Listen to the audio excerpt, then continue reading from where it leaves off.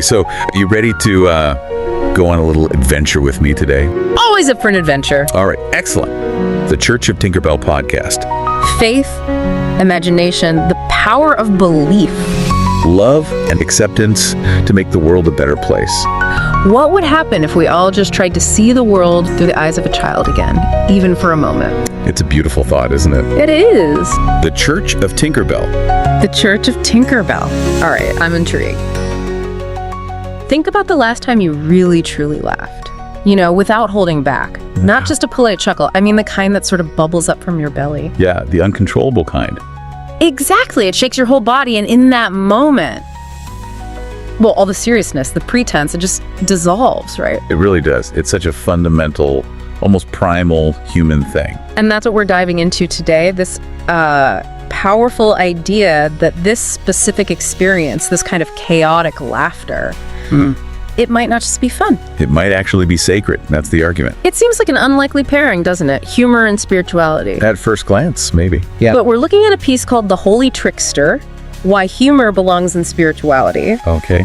And it comes from an interesting source, the Church of Tinkerbell. Their whole approach is summed up as radical kindness, whimsy, glitter love, laugh, question. Quite a mission statement. So our goal today is to really unpack this. Why do they make this claim that, quote, holiness is laughter? And what's the deal with these trickster figures from mythology? You know, the coyote, the monkey.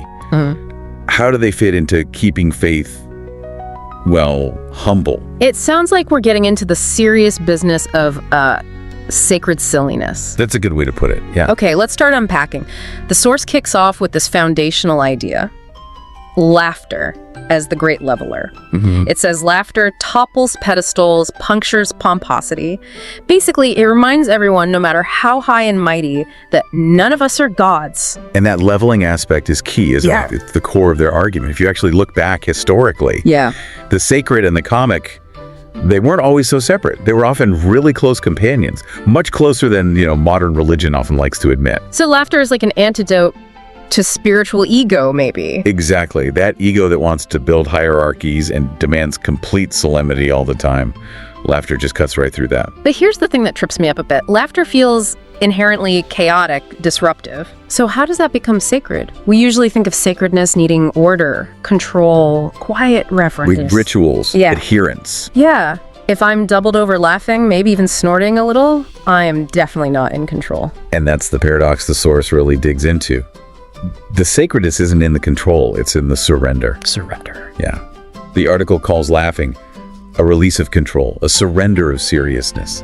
Yeah. It's like letting go of that tight grip we have on our self-importance, and our carefully built stories about ourselves.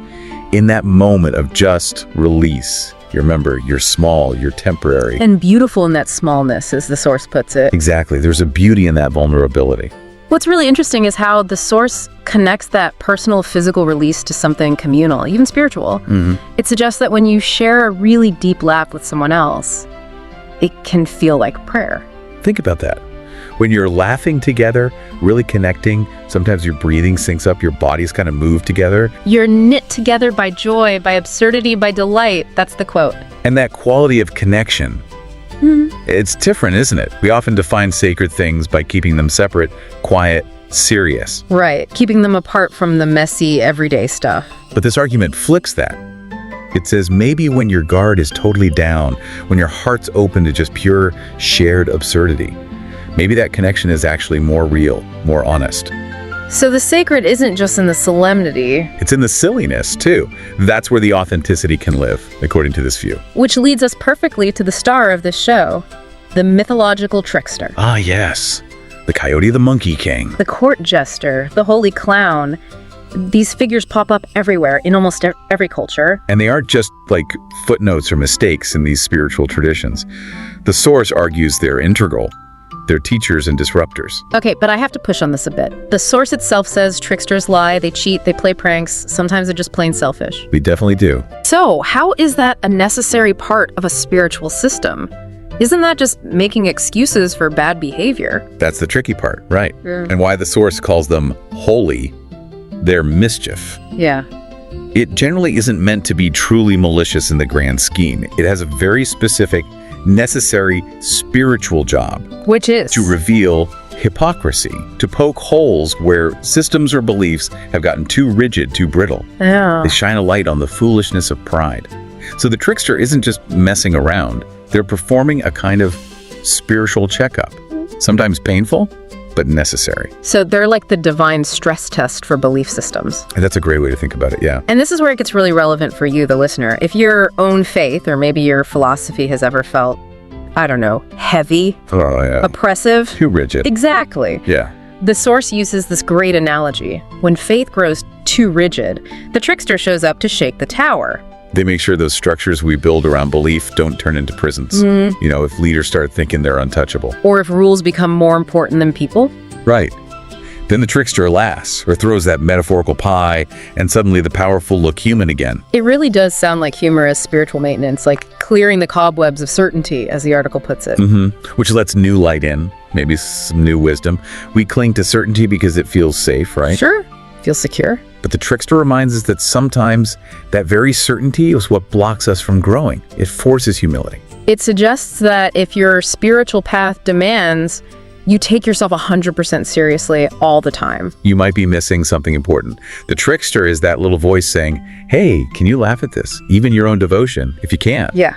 Maybe that devotion is becoming its own kind of idol. Okay, let's shift to the tools, the practical side of this holy humor, satire and parody. The source calls satire a holy art. That's a bold claim. It is strong.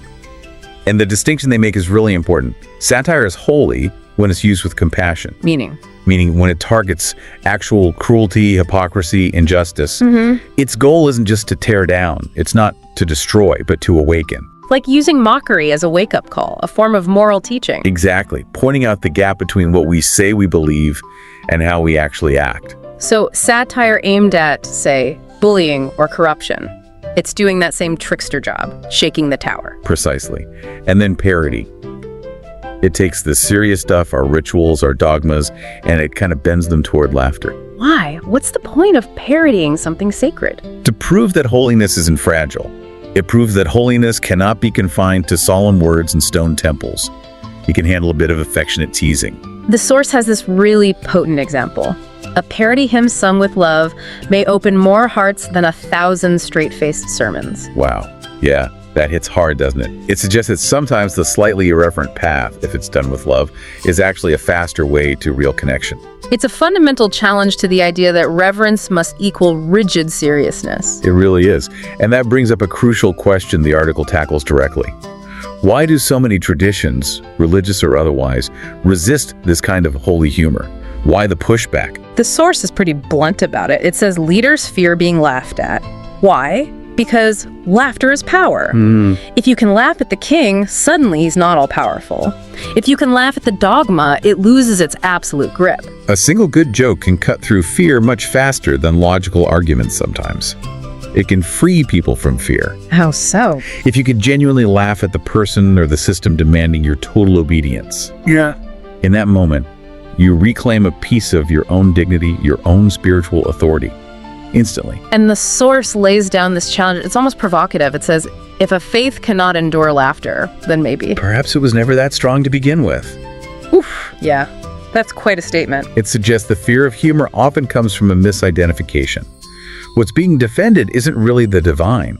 It's the fragile egos of those in charge. Ah, okay. So if your deepest truths need protection from a joke or a lighthearted parody, then maybe you've confused your own insecurity with the sacred itself.